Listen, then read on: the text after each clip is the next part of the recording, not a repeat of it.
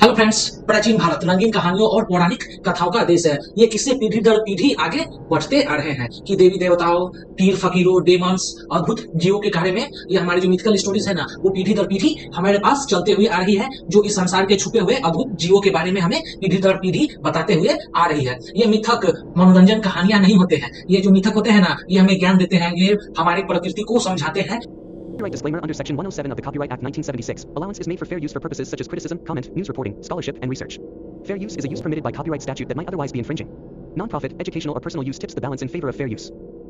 और ये इंसान के नेचर की जटिलताओं को ये मिथक कहानियां उजागर करते हैं। चलिए अजूबों और जादू के इस दुनिया के एक सफर पर हम लोग आपको लेकर चलते हैं। हम भारतीय पौराणिक कथाओं के कुछ सबसे मनोरंजन यानी कि कुछ ज्ञानवर्धक जीवों के विषय में आज हम इस वीडियो में मिलेंगे। ये पौराणिक जीव अपने अनोखी पावर्स, योग और सिंबलवाद के साथ भारतीय पौराणिक कथाओं में महत्वपूर्ण ये भूमिका निभाते थे। ये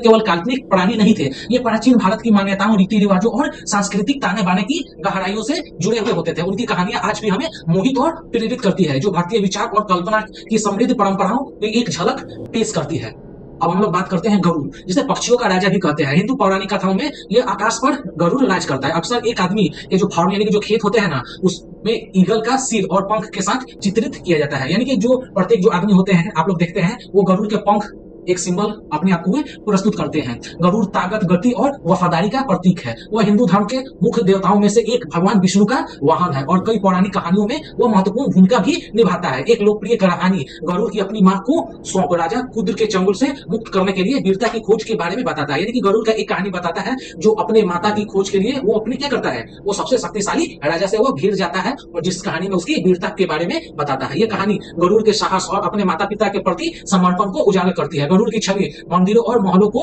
सुशोभित पहले से ही करते हुए आ रही है, जो हमें उनकी शक्ति, बुराइयों पर अच्छाइयों की जीत की याद हमें दिलाती है। भारतीय पौराणिक कथाओं कि पानी की गहराइयों में नाग रहते हैं। यानी कि दूसरे पौराणिक जो कथाओं में नाग देवता के विषय में बताया गया है, जो कि पानी की बिल्कुल गहराई में वे रहते हैं, जो अपनी अपार शक्ति और ज्ञान वाले जीवों में से एक है। यानी कि उनके विषय में बताया गया है कि वे बहुत शक्तिशाली होते हैं और वे बहुत ज्ञान के भंडार को रखते हैं। अक्सर ह्यूमन सिर वाले कोबरा का चित्रण हमें नाग, जल निकायों, खजानों और पवित्र ज्ञान के संरक्षक है। यानी कि ये जो इच्छाधारी नाग नागिन की ये जो कहानियां है ना, ये भी पौराणिक कथाओं में से एक है, जो कि हमें खजानों और जहां पर पवित्र ज्ञान रखा होता है, वहां पर उनका चरित्र चित्रण यानी कि साक्षात चित्रित करके दर्शाया जाता है कि ये जो नाग होते हैं ना, वो ज्ञान और खजानों का रक्षक माने जाते हैं। हिंदू पौराणिक कथाओं में उनका बहुत सम्मान किया जाता है और लोग उनसे डरते भी हैं। माना जाता है कि जो नाग देवता होते हैं ना, वो वर्षा, नदियों और झीलों पर भी नियंत्रित करते हैं, जो उन्हें कृषि और रुचि के लिए आवश्यक बनाते हैं। मनुष्यों के साथ उनकी बातचीत के विषय में भी कई सारी किंवदंतियां भी है।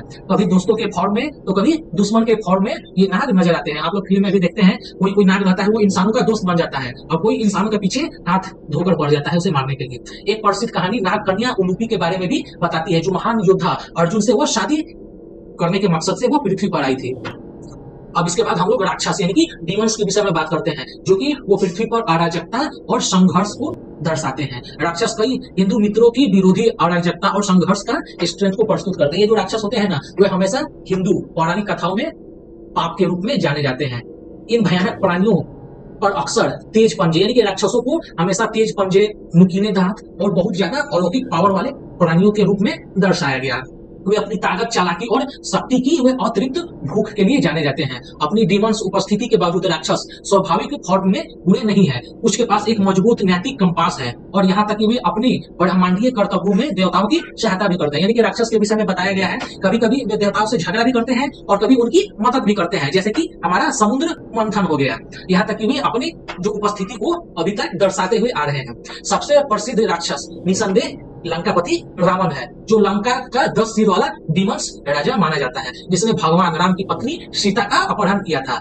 और इसके विषय में एक हिंदू महाकाव्य रामायण भी है, जो कि इस बुक का मेन आधार है रावण। यह पौराणिक ही नहीं, ये जो कथाएं जो है ना, ये कथाएं काल्पनिक भी होती है। यानी कि जो हमारी जो किंवदंतियां हैं ना, ये जो मिथकल स्टोरीज, वो पौराणिक ही नहीं बल्कि जो कुछ कहानियां हैं ना, वो कुछ काल्पनिक भी होती है, जो भारत के सांस्कृतिक ताने बाने में गहराइयों से बुने हुए हैं। पक्षियों का राजा गरुड़ साहस, गति और वफादारी का प्रतीक है, जबकि जो नाग होते हैं, जो नाग, वो जल के संरक्षक, प्रकृति के करता धरता और दुनिया की शक्ति और रहस्यों का जो नाग है ना, सांप प्रतीक है। राक्षस अपनी गलत समझ वाले होते हैं। यानी कि जो भी मनुष्य गलत समझ रखते हैं उन्हें हम लोग अक्सर राक्षस की उपाधि भी दे देते हैं। राक्षस अच्छाई और बुराई के बीच शाश्वत संघर्ष को रिप्रेजेंट करते हैं। ये जीव केवल मिथक और किंवदंती के पात्र नहीं है, वे दैनिक जीवन की कला और रीति रिवाजों में अंतर्निहित है। उनकी कहानियां आज भी प्रेरित हमें करती है कुछ ना कुछ करने के लिए, जो हमें कल्पना की शक्ति और प्राचीन ज्ञान की अस्थायी विरासत की हमें याद दिलाती है। प्राचीन कहानी का जो अस्थायी लेगेसी मिथिकल यानी कि इंडियन मिथिकल स्टोरीज में गरुड़ नाग राक्षस की कहानियां हैं, जो अनगिनत पौराणिक जीवों के साथ पूरे भारत और उसके बाहर लोगों के साथ प्रतिध्वनि होती रहती है। उन्हें घरों, मंदिरों और थिएटर रंगमंचों पर भी उनकी ये जो कहानियां है ना वो सुनाई जाती है। प्राचीन भारत की हेरिटेज और मान्यताओं को ये कहानियां अभी भी जीवित रखे हुए हैं। ये कहानियां समय और सांस्कृतिक सीमाओं को पार करती है। जीवन, मृत्यु और ह्यूमन नेचर की जटिलताओं के बारे में ये कहानियां हमें बहुमूल्य सबक देती है। यानी कि मनुष्य के भीतर किसी चीज से जुड़ने की उनकी क्षमता को ये कहानियां बयां करती है। वे आराम, मार्गदर्शन, आश्चर्य की भावना को प्रदान करते हैं, जो हमें कल्पना की शक्ति और हमारी सांस्कृतिक विरासत को संरक्षित करने के महत्व को हमें याद दिलाती है। अब हम लोग ये जो इंडियन मिथिकल स्टोरीज के जो जीव है ना उसके निष्कर्ष पर हम लोग अब पहुंच गए हैं। आधुनिक समय के लिए ये जो मिथा की स्टोरी है ना, ये प्राचीन भारत के पौराणिक जीव हमारे इमेजिनेशन को मोहित करते रहते हैं। गरुड़, नाग और राक्षस अपनी अनूठी पावर और सिंबल के बाद ये बीते युग की मान्यताओं और मूल्यों में बहुमूल्य अंतर्दृष्टि हमें प्रदान करते हैं। तो वे हमें साहस, ज्ञान, अच्छाई और बुराई के बीच निरंतर लड़ाई के महत्व को हमें याद दिलाते रहते हैं। जैसे कि हम आधुनिक दुनिया में जटिलताओं को नेविगेट करते हैं, ये प्राचीन मिथक ग्राउंडिंग और परिप्रेक्ष्य की भावना हमें प्रदान करते हैं। वे हमें कहानी कहने की शक्ति और ह्यूमन कल्पना की अस्थायी विरासत की याद दिलाते हैं, और साथ ही भारतीय पौराणिक कथाओं की जीत को भी हमें याद दिलाते हैं। हालांकि सुदूर अतीत में ये कहानियां पैदा हुए थे, हमारे दिल और दिमाग में ये अभी भी जीवित है, जो हमें अपने चारों ओर मौजूद जादू यानी कि मैजिक और आश्चर्य को अपनाने के लिए ये प्रेरित करते रहते हैं। हेलो फ्रेंड्स, आशा करता हूं आपको ये स्टोरीज पसंद आई होगी। अगर आप नए हैं तो चैनल को सब्सक्राइब करें, अपने दोस्तों के साथ शेयर करें और एक जाने से पहले एक प्यारा सा कमेंट कर दें। मिलते हैं एक और नई कहानी के साथ, तब तक जय हिंद, वंदे मातरम, बाय बाय।